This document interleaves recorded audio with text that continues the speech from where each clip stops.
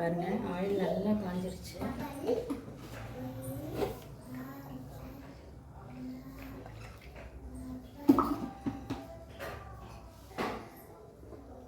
வெண்டைக்காய் குழம்பு வச்சிடலாம் எப்படின்ட்டு. அதுக்கு நான் ஃபஸ்ட்டு வெண்டைக்காயை வெறும் கடாயில் போட்டு நல்லா வளவளப்பு தன்மை இல்லாத வறுத்து எடுத்துருக்கேங்க. ஆயில் நல்லா காயிட்டுங்க. இப்போ கடுகு 1/2 ஸ்பூன்,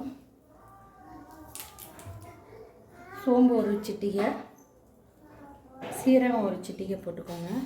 இது நல்லா பொரிஞ்சு வரட்டும். கடுகு நல்லா வெடிச்சிச்சு. நான் எடுத்து வச்சுக்க சின்ன வெங்காயமும் பூண்டு போட்டுக்கிறேன். இதை நல்லா வதக்கணுங்க. இது நல்லா வதக்குவாங்க.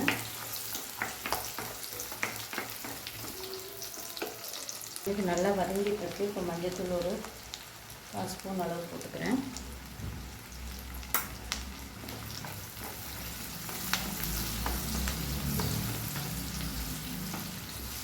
இது ஆனியன் நல்லா ப்ரௌனிஷ் ஆகும், கலர் சேஞ்ச் ஆகணுங்க. ஆகட்டும், பார்க்கலாம்.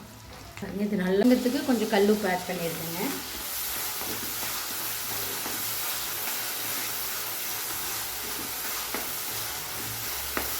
இது நல்லா மசியணும் தக்காளி நமக்கு.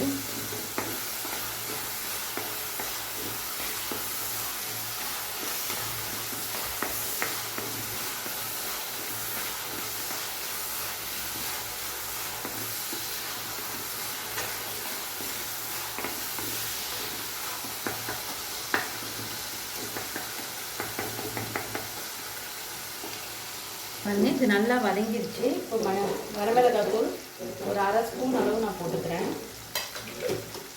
காயிலே நல்லா வதக்கிடலாம்.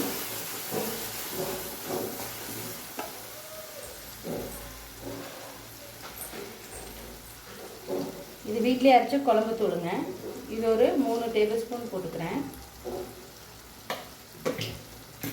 இது இந்த ஆயிலில் வதக்கிட்டு இப்போ நம்ம எடுத்து வச்சுருக்க இந்த வெண்டைக்காய் போட்டுக்கலாம்.